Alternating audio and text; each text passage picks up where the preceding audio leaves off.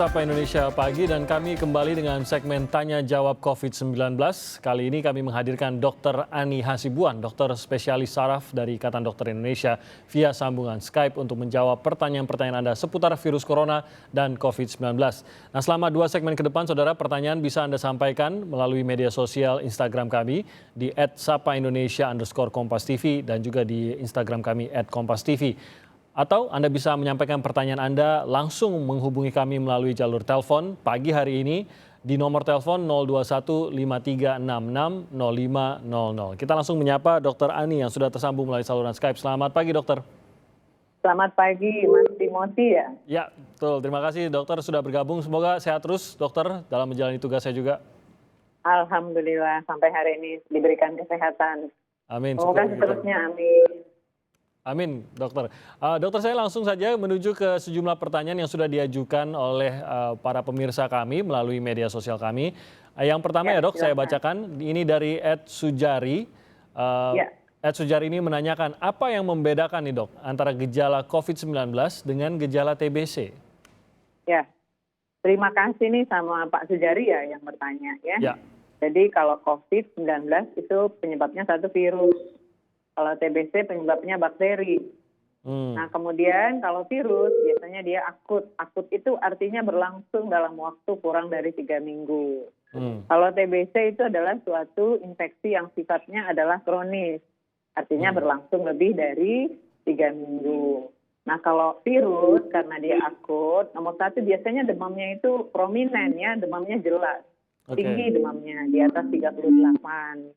Kalau TBC kan dia demamnya jarang-jarang dan itu juga biasanya namanya subfebris kalau istilahnya dalam kedokteran antara 37,6 sampai 38 saja. Yang pertama. Yang kedua, tadi kan kita kembali kalau COVID dia acute, jadi seketika. Jadi dalam 3-4 hari demam tinggi, kalau TBC dia lama. Jadi perjalanannya panjang. Jadi demam dalam 3 bulan atau minimum 3 minggu. Kemudian batuk.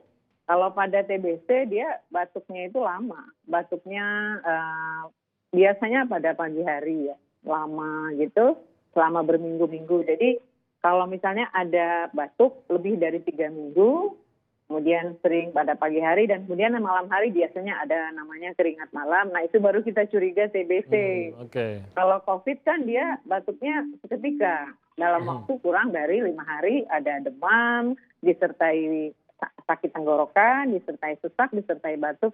Nah kita boleh mencurigai itu satu infeksi yang akut. Nah karena kita sekarang ada dalam pandemi COVID-19, nah kita menduga ke arah sana. Begitu jelas ya jadinya ya. Jelas, terima kasih, Dok. Jadi itu lebih cepat memang kelihatan untuk COVID-19 ini ya, gejala-gejala yang timbul ya dibandingkan dengan TBC.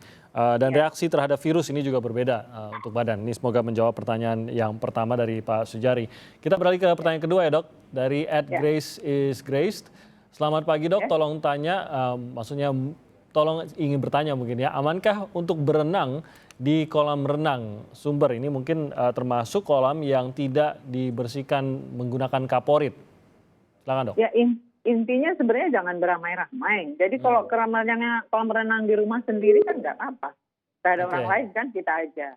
Tapi kalau dia public swimming pool, apakah dia public termasuk yang sumber air yang beramai-ramai aja, misalnya ada air mata air yang bawahnya ada telaganya, tapi beramai-ramai kan menjadi tidak aman. Intinya kan beramai-ramainya itu. Jadi bukan berada di airnya bersama siapanya begitu ya? Iya, kalau punya kolam renang sendiri di rumah ya silakan berenang kan nggak apa-apa.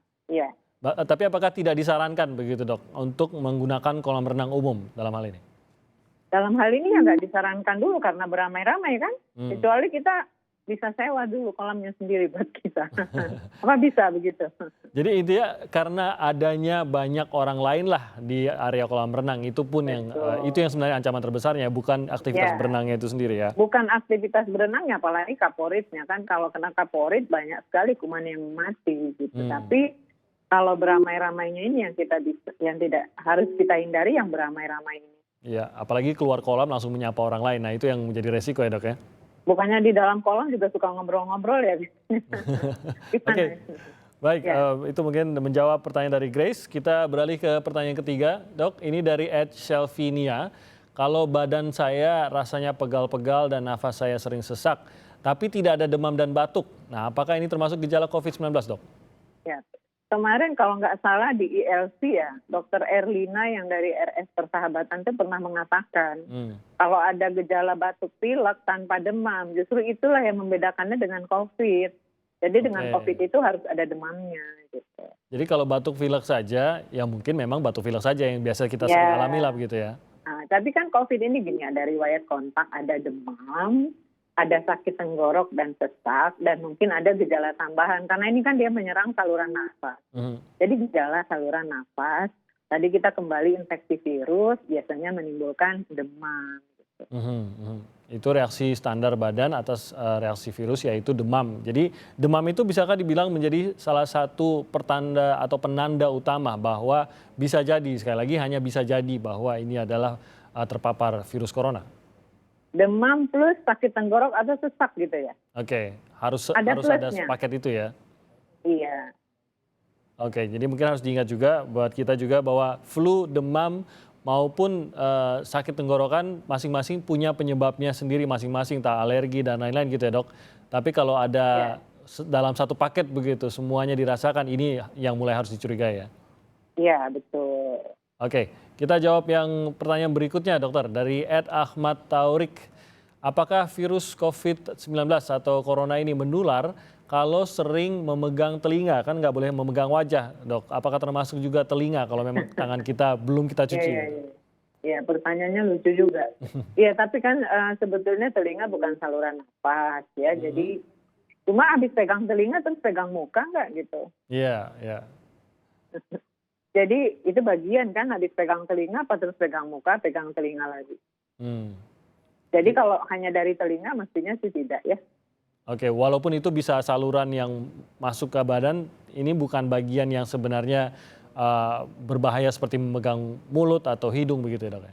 Iya, saluran nafas ya. Tapi tetap tidak disarankan ya, Dok?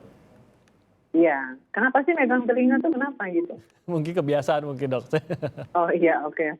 Iya. Oke, jadi kembali lagi memang harus dibiasakan untuk tangan selalu bersih dan menghindari memegang wajah. Kita ke pertanyaan berikutnya, Dok. Dari Etiza Lenza, apakah mencuci masker kain dan kemudian kita jemur di luar, apakah masker bisa terkena virus corona? Jika iya, apa yang harus dilakukan, Dok? Ya, sebenarnya kan kalau virus dia itu diberikan desinfektan ya.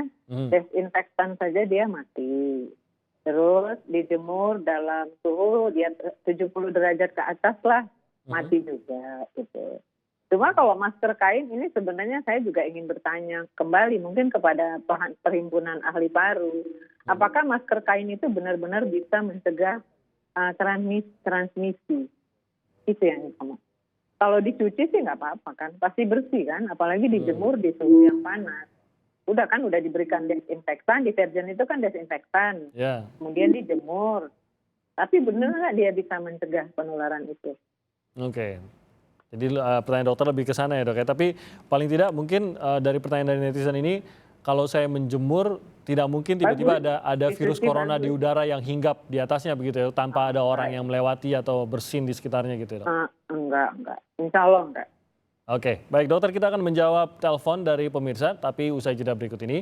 Jadi bagi Anda yang memiliki pertanyaan seputar corona dan COVID-19 bisa menghubungi kami di 021 5366 0500. Kami akan jawab usai jeda berikut ini.